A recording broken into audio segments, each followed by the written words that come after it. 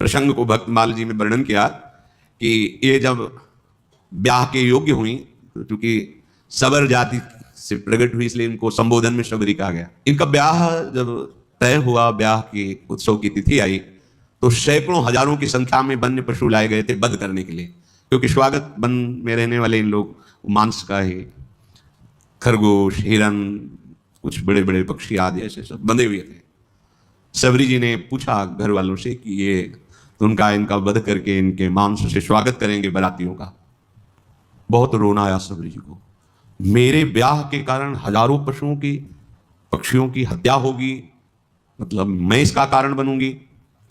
शाम हुई, जब रात्रि हुई तो उन सब पशुओं को मुक्त कर दिया, दुलार कर, जाओ, जीवन में मैं कभी ब्याह ही नहीं करूंगी। अगर मेरे ब्याह के समय इतने पशुओं की हत्या होगी, पक्षियों की, मैं जीवन में कभी ब्याह नहीं करूं। सब पशु पक्षियों को छोड़ दिया।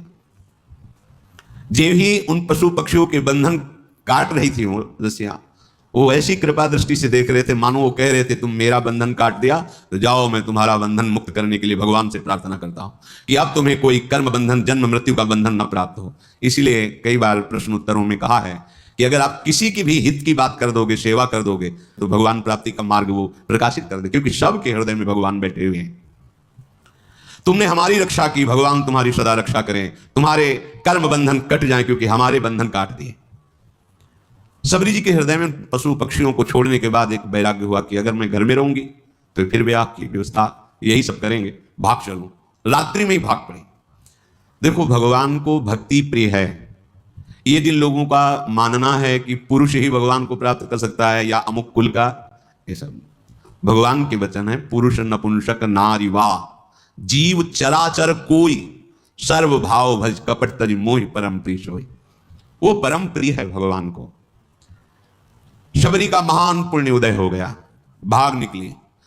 बड़ा भाग्यशाली वही है जो संसार से भाग पड़े भगवान की तरफ, और बड़ा अभागी वो है जो अभी भगवान शिव ने उमा से कहा, सुनो उमाते लोग अभागी। वो कौन? जो हरितज होए विषय, जो भगवान के मार्ग को मिलने पर भी भगवान का मार्ग छोड़कर विषय की तरफ जाते हैं। धिक्कार है उनके जीवन को। सबरी जी विचार किया किसी भी गांव में जाएंगी तो पकड़ी जाएंगी और ये लीला फिर होगी, इसलिए वन में चलती है। और एकांत वन में रहने का अभ्यास था ही, तो वन में रहती नाम सबरी, कहत सब चाहत टहल साधु तन न्यूनताई है।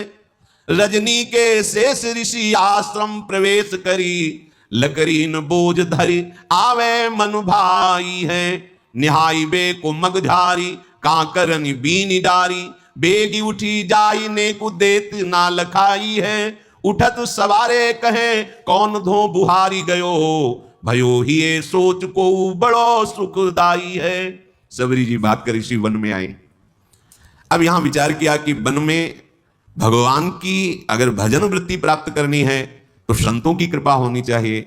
और एक तो स्त्री शरीर, फिर जंगली वास रहा है, सबर कुल में जन्म हुआ है, भला मुझ भीलनी को कौन स्वीकार करेगा। और बिना संत सेवा के भगवंत कृपा होती नहीं, तो छुप के संत सेवा करें, ये महामहिम बात। वो हृदय में दैन्यता थी कि मैं अधम शरीर है, कोई संत सेवा स्वीकार करेगा नहीं, और सेवा किए बिना भगवत कृपा मिलती नहीं है। इसलिए वो रात के आखिरी पहर में उठते और देखा कि सेवा के लिए जब ऋषि हवन करते हैं तो उनको लकड़ियों की आवश्यकता होती है, रसोई अमनिया करते हैं तो लकड़ियों की, तो दिन में लकड़ियां चुपचाप जंगल से बिनती और रात में छोटे छोटे गट्ठर करके ऋषियों के आश्रम में रख आती। और जहां से ऋषि सरोवर में आकर स्नान करते वो मार्ग सोहनी लगा देती, कंकड़ कांटे आदि बीन कर अलग कर देती। अब सब ऋषियों को लगा कोई संतों को सुख देने वाला कौन है जो ऐसी सेवा करता है। प्रातः काल सरोवर में आने जाने वाले को एकदम स्वच्छ मार्ग, एकदम कौन है ऐसा करता है। सब ऋषि प्रातः काल जब स्नान करने जाते तो सोचते, पर वो तो रात्रि में सेवा करके चली जाती एकांत में, ये कौन ऐसा है जो बड़ा भारी सुख प्रदान कर रहा है। देखो, भगवान की कृपा से सेवा में रुचि होती है, सेवा से भगवान अधीन हो जाते हैं। जिनको ये भ्रम है कि सेवा से समय बर्बाद होता है, वो आगे चल के देख लेना, जब आपका भजन परिपक्व होगा तो सेवा में रुचि जागृत हो जाएगी। अगर सेवा में रुचि जागृत नहीं हुई तो भजन अधूरा है, भजन में अभी त्रुटि है। जब आपका जीवन सेवामय हो जाए, जो भी सामने आवे भगवत भाव से सेवा, ये शरीर किस काम में आएगा? किसी काम में। कुछ लोग तो इस शरीर को इतना दुलार करते हैं कि अगर मतलब ऐसी भगवान की कृपा हो जाए कि उनके मुख में पवा दिया जाए और बस वो वहीं आचमन करके लेट जाएं, बस इतना, हिलने की भी जरूरत न पड़े तो भगवान की बड़ी कृपा। किसी काम में नहीं आने वाला, किसी काम में नहीं आने वाला, केवल सेवा करके अपने सारे अशुभों को भस्म करो और निरंतर नाम जप करके चिदानंद देह प्राप्त कर भगवान की सेवा में, नित्य सेवा में सम्मिलित हो जाओ। सेवा मिलना बहुत दुर्लभ बात होती है, सेवा मिल जाए। गुरुदेव भगवान के श्रीमुख के वचन, श्री जी जब बहुत कृपा करती है तब सेवा प्रदान करती है, प्राप्त सेवा की अवहेलना करने वाले का भगवत मार्ग रुक जाता है। महाप्रभु हरिवंश चंद्र जी अपने पीतांबर में लकड़ी बिन रहे, श्री जी की सेवा, अपने कर कमल से रसोई अमनिया कर रहे, श्री जी को भोग लगा। तभी नाहरमल जी से कहा था, संतों की विशिष्ट कृपा से प्राप्त हुई श्री जी की सेवा को तुम धीमर से कराना चाहते हो, रजोगुणी हो, रजोगुण भाव लेकर वृंदावन आते हो, जाओ मैं तुम्हारा त्याग करता हूं। ये बहुत भाग्य की बात। सबरी जी को उन जीवों पर दया करने का, उनको सुख पहुंचाने का ये भाव कितना महान बना दिया कि उनके हृदय में बात आई कि कैसे भगवान को रिझाएं। तो अंदर से आया कि संतों की सेवा से भगवान रिझते हैं। जब कभी देखो भगवान को कोई रिझाने का बहुत से मार्ग हैं, लेकिन ऐसे रिझ जाए कि नौकर बन के घर में आ जाए, ये तो केवल संत सेवा का प्रभाव था। त्रिलोचन जी के यहाँ भगवान अंतर्यामी नौकर नाम से आए, मेरा नाम अंतर्यामी है, ऐसा नौकर बन करके आए। जगह जगह संत, अगर हमारे हृदय में एक बात बैठ जाए कि भगवान रीझ जाते हैं, तो सामने वास्तविक वो कुछ भी हमसे मतलब नहीं, उसके हृदय में तो भगवान है ना। हमें जो सेवा मिली, सेवा किया, बिल्कुल दोष नहीं किया और बाहर हो गए, तो वो सेवा में भगवत प्राप्ति करा देगी। हमको अंदर बैठे हुए भगवान, मंदिर कैसा बना है, कैसा ये सब, हम इस मंदिर में भगवान बैठे, इसलिए प्रथम सीढ़ी में हम दंडवत शुरू कर देते हैं। जब मंदिर, ऐसी भावना हम करें, जब हमें किसी की सेवा करनी, पशु पक्षी मनुष्य किसी की भी, या संत सेवा, तो हमको केवल एक बात ध्यान रखनी, इसके हृदय में भगवान बैठे, बस हमको उसके गुण दोष को चले देखने, सेवा की और उसका दिव्य फल हमको प्राप्त होगा। सबरी जी ऐसे संत सेवा करने लगी। अब मन में उनके बहुत दैन्यता थी कि अगर किसी की दृष्टि पड़ गई तब तो उनको बड़ा दुख होगा कि अधम और ऐसा उसके हाथ की लकड़ी बीनी हुई है। बहुत उनके हृदय में ये बड़ी कृपा, ये जो अहंकार भरा होता है, मैं अमुक श्रेष्ठ कुल का, मैं ये मैं भगवान को पसंद नहीं है। जिसके हृदय में सहज दैन्यता है, यही दरबार दीन को आदर रीत सजा चली आई। अपने शरीर को अत्यंत हेय मानकर, ये छूने योग्य भी नहीं है। मतंग जी ने विचार किया कि ये कौन है जो आकर के हमारे चोरी कर रहा है। चोरी का तात्पर्य होता है भजन चुराना। ये आप साधारण न समझे, जैसे संत सेवा आप 2 फूल भी ऐसे डाले ना, ये फ्री नहीं, इसका हिसाब होता है। आप ऐसे किए ना, इसका भी हिसाब है, बहुत हिसाब है। किसके लिए कर रहे हो, किस निमित्त से कर रहे हो, वो सर्वदर्शी प्रभु देख रहा है। मतंग जी बड़े असंग महात्मा थे, पर बहुत ही हृदय में भगवान के प्रति प्रेम था। अन्य महात्माजन भी विराजमान थे, पर तप, व्रति, नियम, संयम, मतंग जी के हृदय में भगवत प्रेम का विशेष प्रभाव था। तो बड़े ई असंग ते मतंग रसरंग भरे, धरे देखी बोझ कहो कौन चोर आयो है। करे नित चोरी अहो गहो वाही, एक दिन बिना पाए प्रीति वाकी मन भरमायो है। बैठी निस चौकी देत शिष्य सब सावधान, आई गई गही लई कापे तनु नायो है। देखत ही ऋषि जलधारा बही नैनन ते, बैनन सो कहो जात कहा कछु पायो है। मतंग ऋषि जी के मन में एक दिन बहुत दृढ़ निश्चय हुआ, ये कौन चोर है जो सेवा करके भी छुप जाता है, और हम सब ऋषियों का भजन आनंद। क्योंकि कोई भी सेवा करता है वो तुम्हारे भजन को लेता है, फिर ही नहीं है, बात समझना। ऐसा ना समझो कि आप जो पहन रहे, खा रहे, पी रहे, देख रहे, सुन रहे, सारा हिसाब है, इसलिए विरक्त को रात दिन भजन करना है। हम जिसकी रोटी खाते हैं उसको भी भजन देते हैं, जो प्रणाम करता है उसको भी भजन देना है। और वैसे ही सबका सर्व मंगल करने का स्वरूप होता है संत महापुरुषों का। मतंग ऋषि बड़े ही मतंग थे प्रभु के अनुराग में, परम विरक्त, भक्ति रसानंद से परिपूर्ण।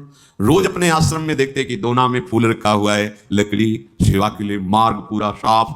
ये कौन है रोज सेवा कर रहा है? अपने शिष्यों से कहा, सुन रात भर जगो, रोज सेवा पहुंचाता, कौन है ऐसा जो चुपके से सेवा कर रहा है? एक बार दर्शन करना चाहते हैं। सब शिष्य रात में जगह, अलग अलग जगह छुप करके खड़े हो गए। धीरे धीरे सबरी जी आई, दोने में कैसे पुष्प रखकर लकड़ी जे ही, तो कौन है? सबरी जी तो एकदम मानो सूख गए कि अब तो जान गए, अब सेवा छूट जाएगी। देखो किस बात का दुख है, अब सेवा छूट जाएगी, अब कोई भी ऋषि हमारी सेवा स्वीकार नहीं करेगा। एक तो स्त्री शरीर, दूसरा सबरपुर में जन्म, ये सब महान ब्रह्म ऋषि हैं, ये सब हमें हटा देंगे, मेरी सेवा बहुत विकल होकर शांत खड़ी हो गई। मतंग जी जब आए तो देखकर आंसू निकल पड़े। खान पान की कोई व्यवस्था नहीं, झाड़ियों में चुप के रहती संत सेवा, आंसू निकल पड़े। ये बड़ी बात है। देखत ही ऋषि जलधारा बही नैन, ऐसी सेवा में भावना। यहां सेवा करके अहंकार पूर्वक कोशिश करते हैं अपने लोग की अपनी बात, ये सब कोई जाने कि मैं सेवा करता हूं। सबरी जी की कैसी सेवा, जान गए तो सब कुछ गई कि शायद अब सेवा छूट जाए। आंसुओं की धारा बहने लगी और कहा, बेटा ऐसे सेवा करते हो, कहां रहते हो? उन्होंने कहा, प्रभु झाड़ियों में छुप के रहते हैं। पूरी कथा बताई भाग में। अच्छा, अब तुम निश्चिंत हो जाओ। सबरी जी से कहा, अब तुम निश्चिंत हो जाओ, तुम्हें अब कोई चिंता नहीं करनी चाहिए। भगवत भक्ति का प्रभाव ऐसा है कि वो न जाति देखती है न शरीर देखती है।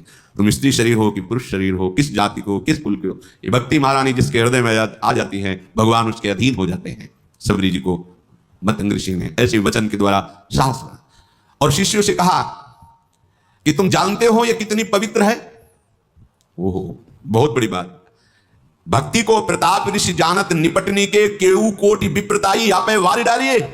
मतंग जी ने कहा कि आज के बाद तुम्हें छुप के रहने की जरूरत नहीं, आश्रम में ही एक पर्णकुटी सबरी, इसमें तुम विराजमान हो। और कहा कि आज तुम्हें हम मंत्र दीक्षा और नाम दीक्षा दोनों प्रदान करेंगे। मांगा नहीं, सच्चे शिष्य को मांगने की जरूरत नहीं होती, अपने आप गुरु विधान कर देते हैं। देखो, वास करो इस कुटिया पे और तुम्हें आज मैं मंत्र दीक्षा और नाम भी दिया, मंत्र भी प्रदान किया। ये जब पूरे वन में बात फैली कि स्त्री जाति और ऐसा और मंत्र दे दिया और पास में कुटिया में, तो सब विरोध मतंग जी का करने लगे कि ऐसी जाति की ऐसे नहीं करना चाहिए, ब्रह्म ऋषि हो ऐसा वैसा।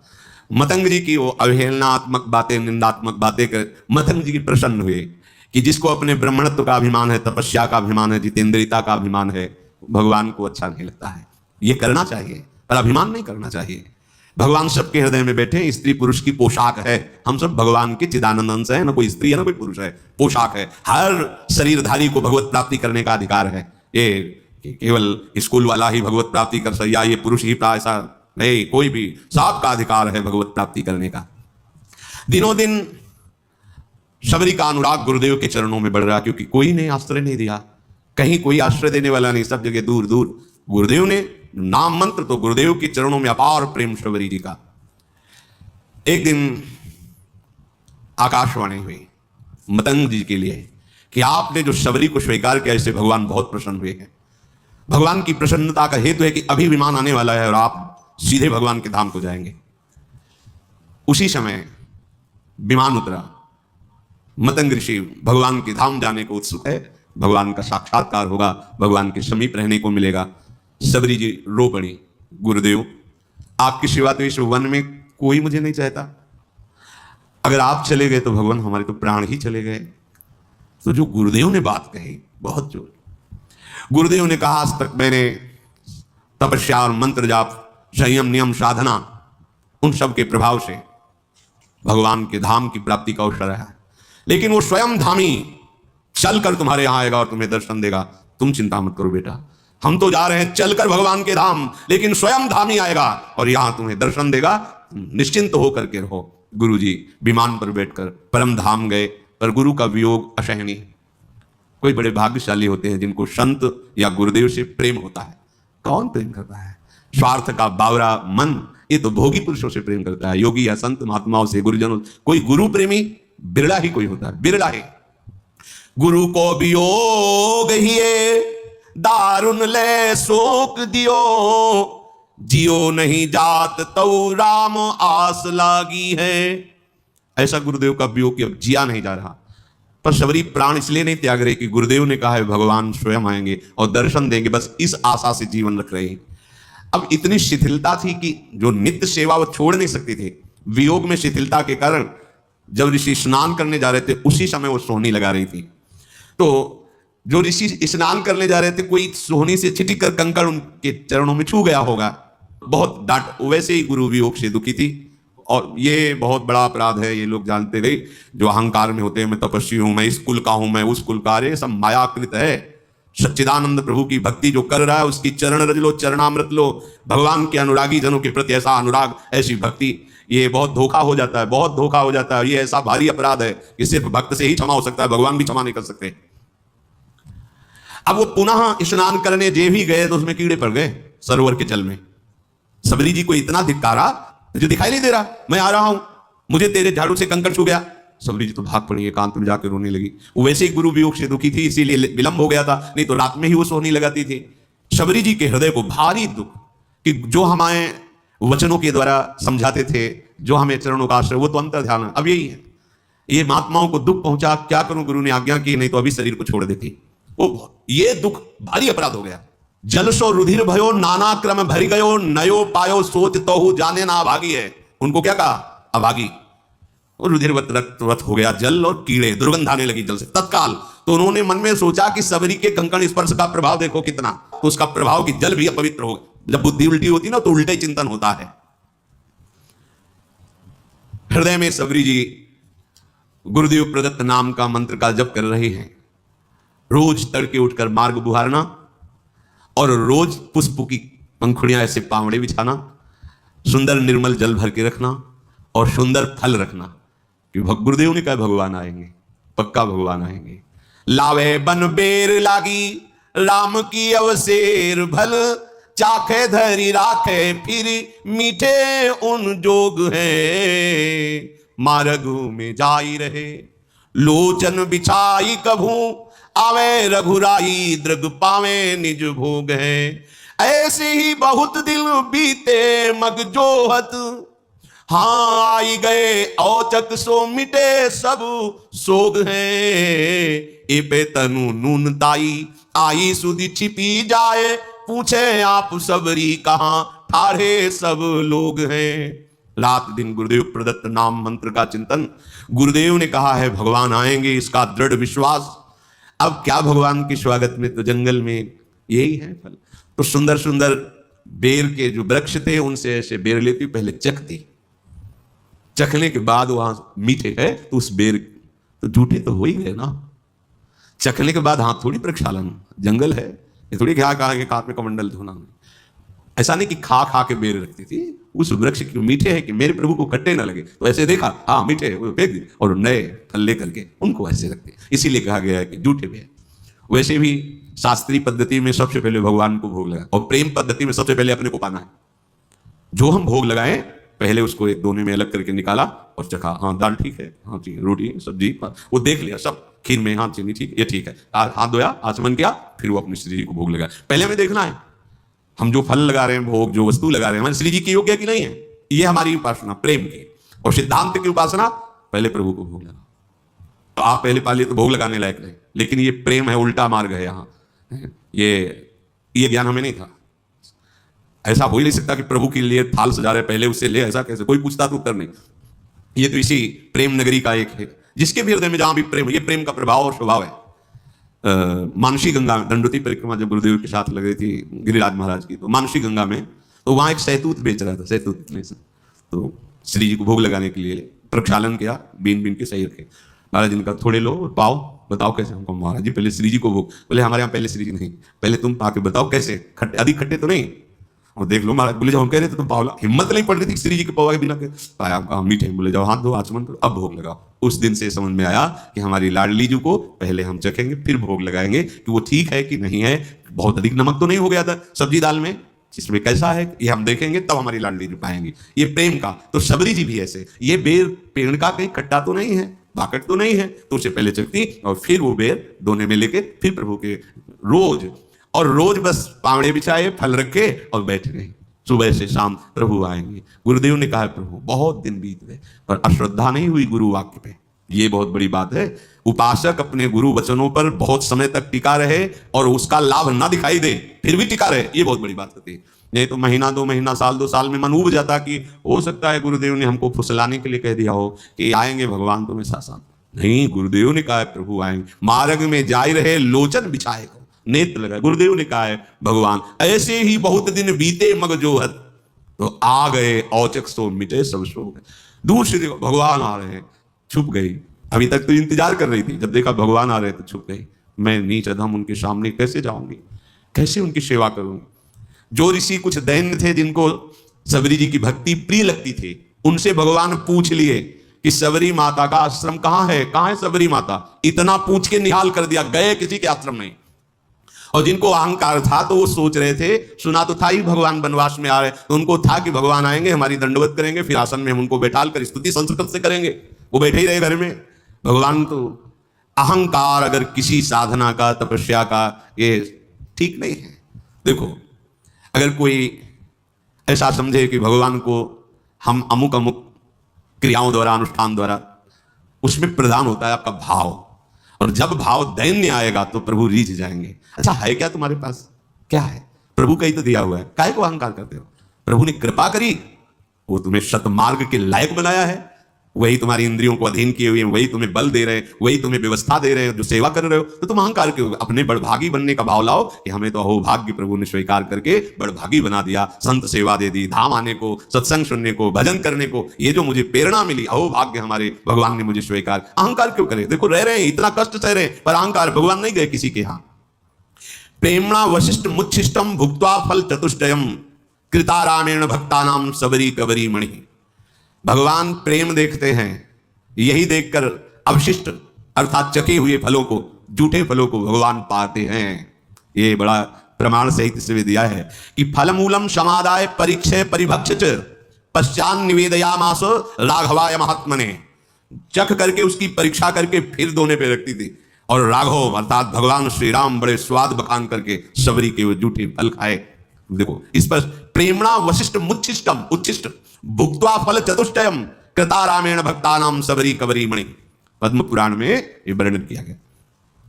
भगवान पूछ लेते, सबरी मां किधर है, कहां विराजमान है? वो अपने को निहाल मानते, जिनसे भगवान पूछ लेते। पथिकन ते पूछत सप्रेम प्रभु पेखी पेखी, सबरी हमारी प्यारी बसे के ही ठोर है। कहां है सबरी, किधर है सबरी रहती है? ऋषि प्रभु यही मार्ग है, ये जो पावड़े बिछे हैं सबरी जी ने बिछा, आगे जो मतंग ऋषि का आश्रम वहां सबरी जी विराजती है। तो भगवान कहते हैं, कौन घरी ए है जामे नयनन निहारी हो मैं, खे हो फल सुधा स्वाद सरिस अथोर है, रघुराज जय चिन्ह बिलोकिना बिलोचन सो बीतत पलक सम कल्प करोर है। जैसे सबरी जी के लिए एक पल समय करोड़ों कल्प के समान बीती, तो ऐसे राम जी के लिए किधर है? मैं अपने कब भर नेत्र सबरी जी के दर्शन करूं। उधर सबरी जी जो सो, वही भगवान सो। पूछी पूछी आए तहां सबरी स्थान जहां, कहां वो भागवती देखो दृग प्यासे हैं। मतंग ऋषि के आश्रम में आए और जो शिष्य जन खड़े थे, कहां है सबरी जी, कहां भाग्यवान सबरी जी, मेरे नेत्र तरस रहे उनके दर्शन के लिए। सबरी जी ने जब ये वचन सुने तो जो हृदय में संकोच था दूर हुआ, आके साष्टांग दंडवत सबरी जी ने की। आई गई आश्रम में जान के पधारे, आप दूर ही दे साष्टांग करी चक भासे हैं, रब की उठाए लई बिथा तन दूर गई, नई नीर झरी नैन परे प्रेम पासे हैं, बैठे सुख पाई फल खाई के सरा हैं। अंगूर नहीं है, बेर है। बैठे सुख पाई फल खाई के सराहे, वे कहो कहा कहो मेरे मग दुख नासे हैं। कहां है सबरी जी? मेरे नेत्र उनके दर्शन के लिए प्यासे हैं। जब सबरी जी रिसला अब नहीं रुक पाई, बाहर निकली दूर से, हे शरणागत वत्सल। दूर से देखा प्रभु साष्टांग सबरी प्रणाम कर रहे, दौड़ पड़े। रघुनाथ जी ने जैसे माता को हृदय से लगाया जाता है, ऐसे सबरी मां को अपने नेत्रों से, अश्रु से सबरी को। हमारे भगवान का स्वभाव जो जान गया, भगवान शिव कहते हैं, उमा राम स्वभाव जही जाना ताई भजन तरि भावना। करुणा समुद्र है ये। आप खुद भजन करोगे तब आपको पता चले। आपका हृदय जब थोड़ा सा भी प्रभु से अपनापन करेगा तो आप खुद समझ पाओगे प्रभु के सिवा कोई ऐसा प्यार करने वाला त्रिभुवन में नहीं है। भगवान ने सबरी जी का हाथ पकड़कर अपने समीप बैठा ला। ये प्यार, वो ऋषि कंकड़ छू गया तो कितना कड़ुआ बोल रहे, ए नीच जात, ये ऐसा। भगवान हृदय से लगाकर आंसुओं से अभिषिक्त करके अपने समीप सबरी जी को बैठा ला।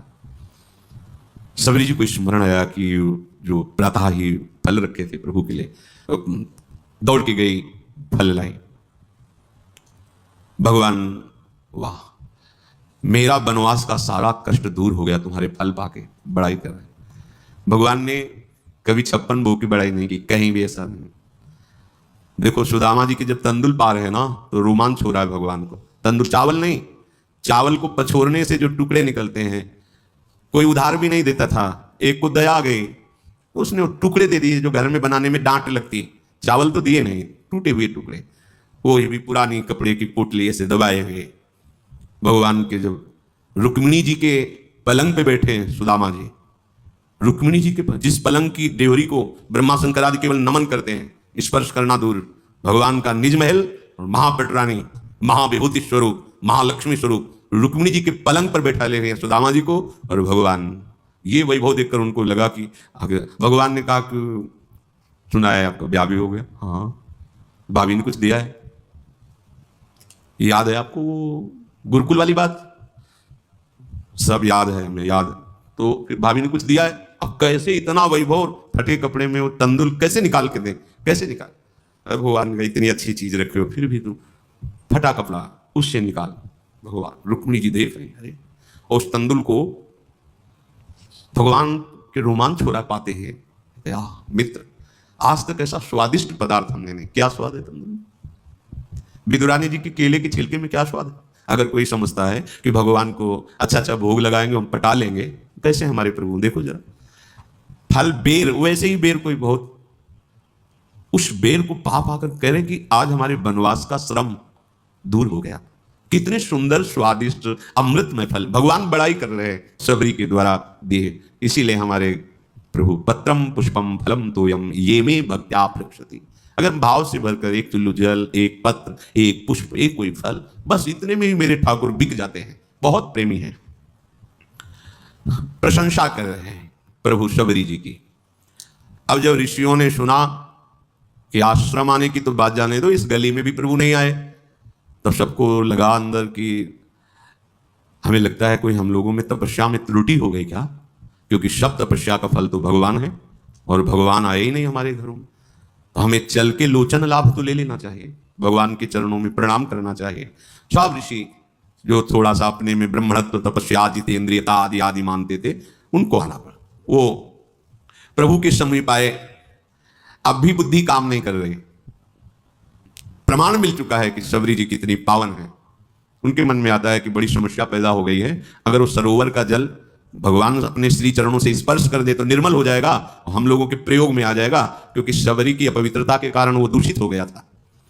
वो लोग भगवान को प्रणाम किए और भगवान बैठे हुए तो निवेदन किया, करत हैं सोच सब ऋषि बैठे आश्रम में, जल को बिगाड़ सो सुधार कैसे कीजिए, आवत सुने हैं बनपथ रघुनाथ, कहूं आवे जब कहें आको भेद कह दीजिए, इतने ही मांझ सुनी सबरी के बिराजे आनी, तो गयो अभिमान चलो पग गही लीजिए, आए खुनसाए कही नीर को उपाय कहो, गहो पग भीलनी के छुए स्वच्छ भीजिए। वो सब ऋषि लोग अभिमान त्याग कर भगवान के पास आए और भगवान से कहा कि प्रभु इस सरोवर का जल जो है नीच जनों के द्वारा छूने से कीड़े पड़ गए, अपवित्र हो गया, तो हम ब्रह्म ऋषियों की सेवा में नहीं, आप अपने श्री चरण। तो भगवान ने कहा नहीं, हम तो आप ऋषियों के चरण सेवक हैं, आप देखो अपना चरणामृत डाल करके, क्योंकि आप तपस्वी जितेंद्रीय ब्रह्म ऋषि हैं, हम तो आपके सेवक हैं, आप डाल के देखो। उनको लगा कि एक बार भगवान कह रहे थे, डाले जाके तो और दुर्गंध पैदा हो गई। आए बोले प्रभु ठीक तो हुआ नहीं, तो बोले हमारे चरण से तो ठीक होगा ही नहीं। तो कहा नहीं प्रभु आपके चरणों का प्रताप तो है ही है, क्योंकि शिला छू गई तो अहिल्या के रूप में प्रकट हो गई, तो पानी तो बोले सही मानो, अगर हम चरण रख देंगे तो और बड़े बड़े कीड़े हो जाएंगे, अगर उसे स्वच्छ करना चाहते हो तो तुम सबरी के चरणामृत उतारो और फिर डालो जाके। अब भगवान का आदेश, बड़े बड़े ब्रह्म ऋषि सब बोले केवल एकमात्र सबरी जी के चरण स्पर्श किए हुए जल से ही वो पवित्र हो सकता है, दूसरा कोई उपाय नहीं, क्योंकि तुम सबसे भयानक अपराध बनाए, स्त्री जान करके, नीच कुल की जान करके उनको तुम धिक्कारा है, तुमको ऐसी भावना से ये अपराध तुम्हारे सारे तप को, सारे प्रभाव को नष्ट कर दिया। अगर तुम कहीं अपने जीवन को कृतकृत्य करना चाहते हो, सरोवर के जल और हृदय को स्वच्छ करना चाहते हो, तो सबरी जी का चरणामृत काम करेगा, दूसरा कुछ नहीं। अब भगवान की आज्ञा, ईश आज्ञा तो सबको शिरोधार्य है, सबने जे ही सबरी जी बड़ी प्रार्थना, दैन्यता, जे ही चरण स्पर्श हुआ, निर्मल स्वच्छ और अमृत जैसा जल हो गया। तब भगवान ने शबरी जी की स्तुति की जो नौधा भक्ति पीछे गाई गई थी, वो भगवान शबरी जी को नहीं सुना रहे, उन्हीं ऋषियों को बता रहे कि ये पूरी की पूरी भक्ति हमारी माता शबरी जी में विराजमान है। जाति पाति कुल धर्म बड़ाई धन वैभव कुटुंब गुण चतुरता, मैं इन सबसे नहीं रीझता। फिर सुन लीजिए, जाति पाति कुल धर्म बड़ाई धन बल कुटुंब गुण चतुरता, इन सबसे मैं नहीं रीझता। मेरे रिझाने का एक ही केवल उपाय है, दैन्य भाव, भक्ति भाव। मैं तुम्हें सावधान होकर सुनाता हूं, 9 प्रकार की भक्ति है।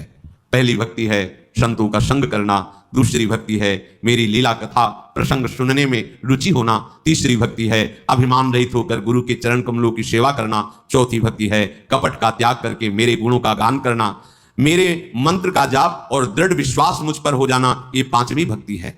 छठी भक्ति है इंद्रियों का निग्रह, अच्छा स्वभाव, अच्छा चरित्र, बहुत प्रपंचिक कार्यों से वैराग्य और निरंतर संत समागम साधु पुरुषों द्वारा बताए हुए आचरण करना। 7वीं भक्ति है जगत भर में भगवत भाव रखना, सब में प्रभु विराजमान है और संतों को मुझसे भी अधिक करके मानना।